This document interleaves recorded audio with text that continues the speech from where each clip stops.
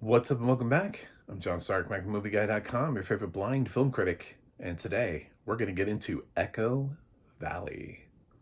It's like a little community and we're going to get into it. It's actually just the name of a movie, but it's on Apple Plus right now. You can watch this if you have Apple Plus. As I'm talking to you, you could actually in real time, you could click like, subscribe, hit the notification bell, join me on my cult following journey here to eventually be able to sell you merch. Wouldn't that be great? Who doesn't want merch from me? I want to give you one of those foam finger hands that they take to ballparks with my face on it. Isn't that what you want from life? And then you could be buying that while watching Echo Valley on Apple Plus. All of this is possible if you just click like and subscribe. This movie stars Julianne Moore, Sydney Sweeney, that Domnhall Gleeson, and Fiona Shaw, and I guess Kyle MacLachlan. I mean, he's in it, so he's worth mentioning because there are going to be people who know who Kyle MacLachlan is. But if you want to see this movie because of Kyle MacLachlan, I would recommend seeing something that he's in more of. So, yeah.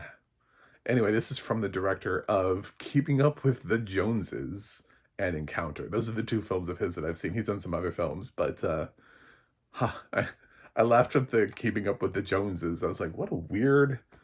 Because the rest of his films don't seem to be like the same. It feels like he got like a studio offer to direct a studio movie and he directed Keeping Up with the Joneses.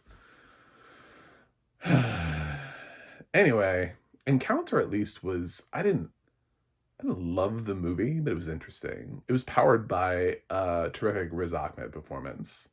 So that was what was good about Encounter. But yeah, that movie kind of just landed on Amazon and died. And Echo Valley kind of landed on Apple Plus and died, but it also landed on Apple Plus at the same time frame that I've typically liked movies. Typically their June release has surprised me. Fancy Dance last year. I really enjoyed Fancy Dance. I really enjoyed, a couple years ago, we had Cha Cha Real Smooth. It was a June release for them.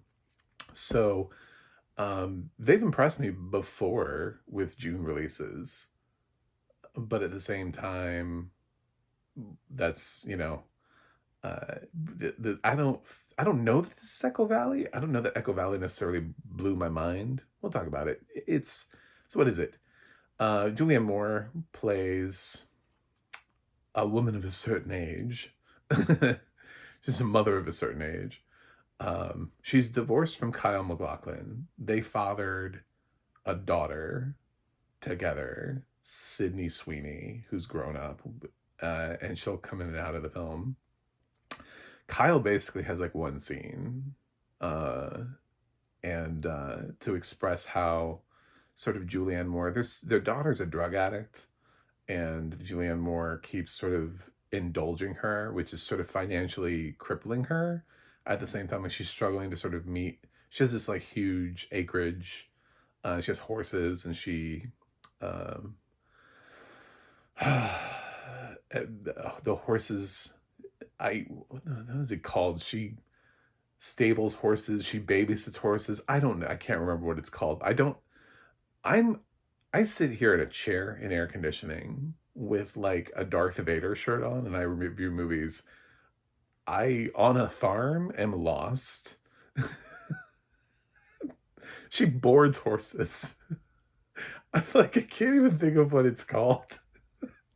I'm, I'm so not, and I became even less of an outdoorsy person when I lost my vision. I was like, I even now more prefer being indoors, you know. I don't know if there's a snake or a wasp or something ahead of me.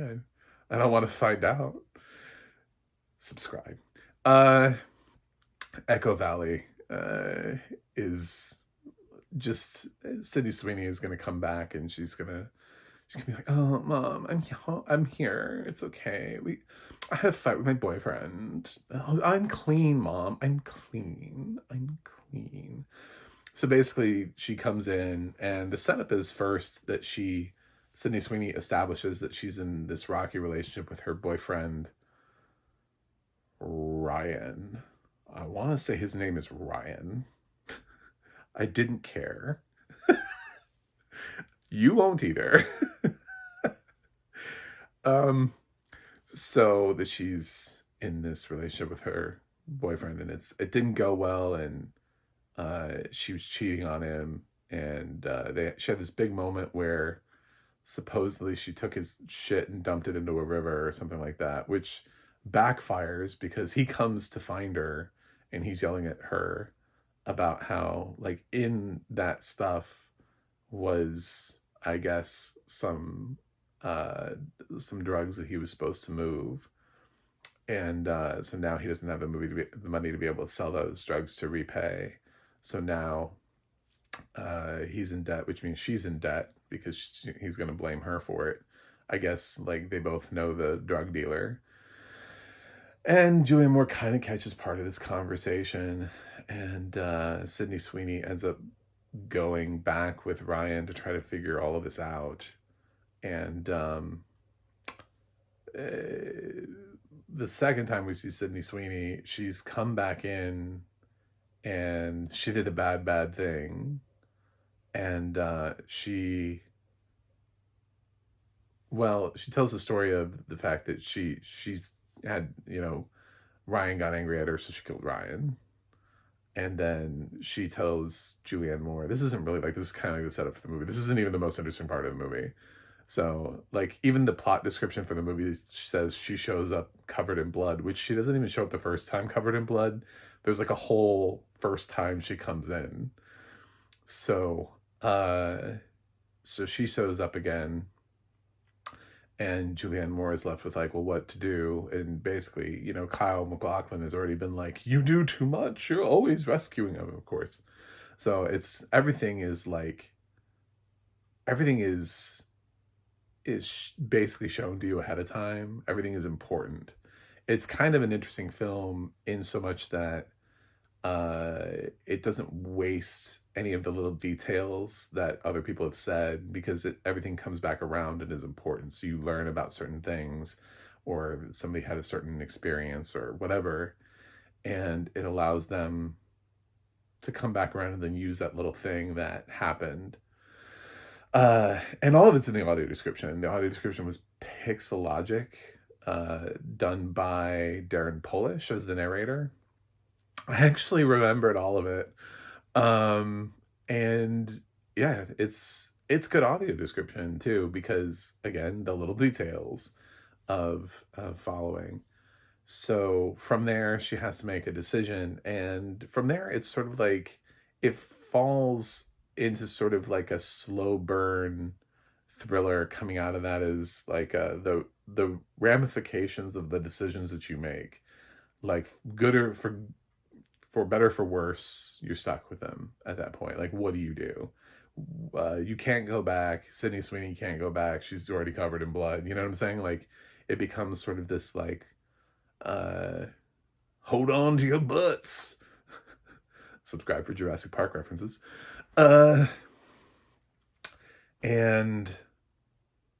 that's where, if you're going to like Echo Valley at all, you're going to like that, how it plays around with that. So yeah, Domnhall Gleeson, I did mention him. He doesn't play Jack. He doesn't play Jack. He doesn't play, what did I say? Ryan? He plays Jackie, who is the drug dealer that they owe money to. So he comes around to, he's seen in this film. I don't know who the actor was that played Ryan. He is not on the same level as other people in this movie. Fiona Shaw plays Julianne Moore's friend, who comes in and out of the film and talks to her, because Julianne Moore is only a few months out, I think like 9 months, 6 months, something like that, from the death of her partner. After she divorced Kyle MacLachlan, she came out as the lesbian and ended up with this other woman who sort of more recently passed. So that's there. thing. And I guess, you know, Fiona Shaw was sort of like a mutual friend. And so that's how Fiona Shaw comes in and out of this, is as Julianne Moore's BFF, the person that she can talk to about grief and moving on, and Fiona's checking on her to try to make sure she's still doing okay. So there's like a byproduct of this, which is like Julianne Moore's already dealing with this other thing, and Kyle MacLachlan basically mentions the thing about their daughter because he won't give in to her. He thinks that they have to cut her off. So he mentions the whole thing about daughter being a drug addict and constantly giving in to her. So there's things that she's already dealing with, and then she has to deal with like this elevated thing that occurs. And then what the director does with it is he kind of plays around with it, like, is sort of like with Encounter. Is everything that I've told you true? Is everything that you're seeing real? Is everything as it's presented? So that's what kind of becomes twisty about it. And it gets into that sort of slow burnish vibe. Feels like the Coens probably could have done this a little bit better if they were handed this film. It would have been interesting to see them sort of tackle this, get back into their blood simple roots, whatever. And I thought this was okay. I don't hate this movie.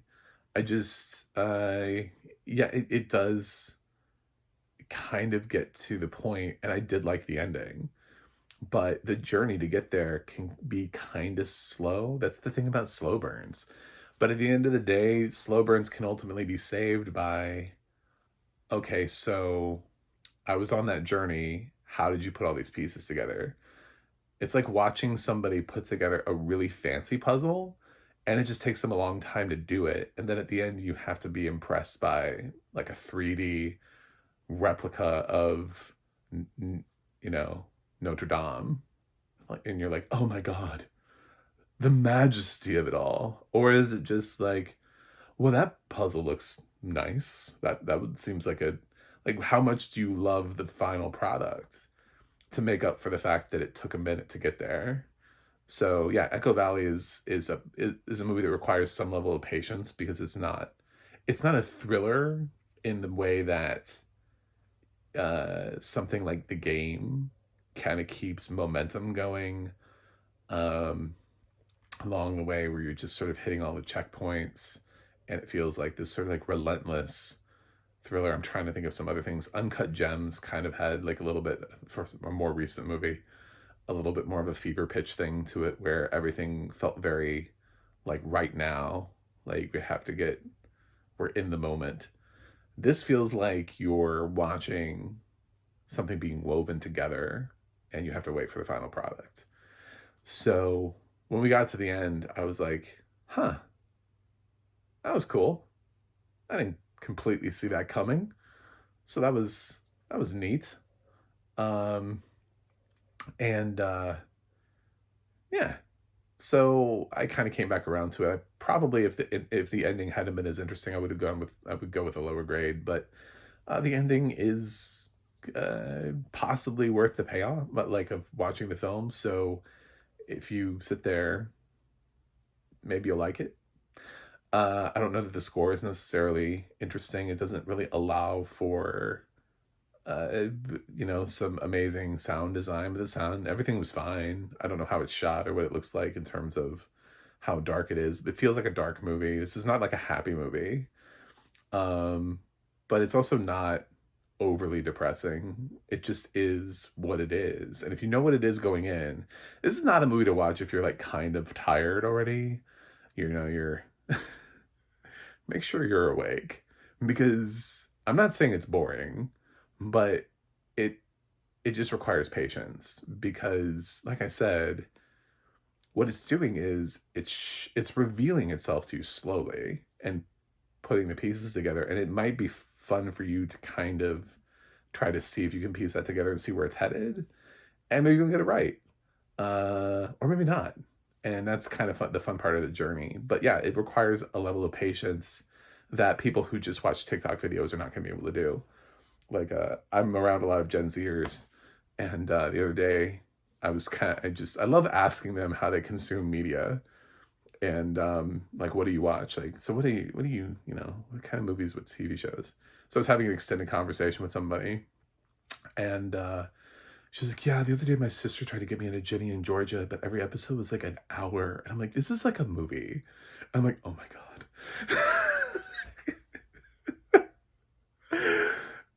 And that's Ginny in Georgia. So, uh, yeah, I think we're ruining people and their attention span. So, like, that's just an hour-long drama that is kind of aimed at Gen Z as it is.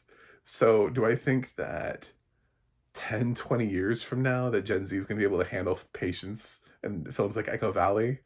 I don't think so. I think we're going to lose movies like this, which sucks because some of them are really good. Like Body Heat is amazing. Like we have some movies back there that are sort of like that noirish slow burn, and it's done so well. And it's not meant to mean slow.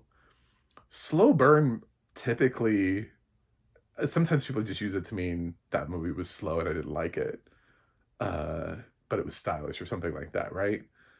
Sometimes there is a movie that's a slow burn, and it's just because there's patience that's taken, and that's kind of what this is instead. It's not something that's just dragging it out for no apparent reason whatsoever. Just sitting there going, oh God, you cut this scene, you could cut this scene, you could cut this scene. No, it just kind of it takes its time. It doesn't have big moments. It doesn't have like shootouts or explosions or you know what I'm saying? Like, it's car chases and um it's just yeah, it's kind of a simple movie where the details matter, and I respect it for that. And I think Pixelogic and Darren Polish did a really nice job with the audio description. I don't know that it's not gonna make my like top 10 of the year, but this is a perfectly fine audio description track. I there are some cool stuff that they do with like underwater shots, sort of at like the beginning of the film that I thought were probably the most evocative moments of the whole thing. But otherwise, it's pretty much just like sitting inside of a farmhouse, going outside sometimes. Like there aren't a whole lot of huge set pieces and scenes for them to work with to give you this like explosive, vibrant uh, land of thanks to the audio description. If anything, it's treated a lot more like a mystery, like a detective story, where the clues matter, where you have to watch somebody do something because that's going to come back later, or the fact that that thing is there, watch for that thing because that thing's going to come back around. So it's one of those things. It's actually play it more like a mystery when you're thinking about listening to the audio description track than like a drama or something. Echo Valley, I'm gonna give it a B. Yeah, I thought it was good. It didn't in my life it's not changed, but I kind of felt the same thing about Encounter. Like Encounter was okay, but it was driven by a strong performance from Riz Ahmed. Here, and the problem is that Julianne Moore is a fucking fantastic actress, and in no way does this come near her top 10 performances. It just doesn't. I mean, she is a phenomenal actress with a stable of tremendous performances. This is not that. She's perfectly fine here, though. I mean, she's never bad. So Domhnall Gleeson actually, if anything, impressed me the most because it felt the least like anything he'd done before. I felt like he was stepping the most outside of his comfort zone. So he impressed me a little bit. In terms of if I was to give who's the best actor in the movie, Domhnall Gleeson. Sydney Sweeney is all right, and I like her, but she doesn't really give much to this movie. And for somebody who was on Euphoria, like the fact that they didn't really stretch her ability to play somebody who's an addict, I think is kind of just like a missed opportunity a little bit. But she does come across as being clean, like too clean almost, there you go. That's it. Thanks for watching, thanks for subscribing, and I will see you guys on the other side.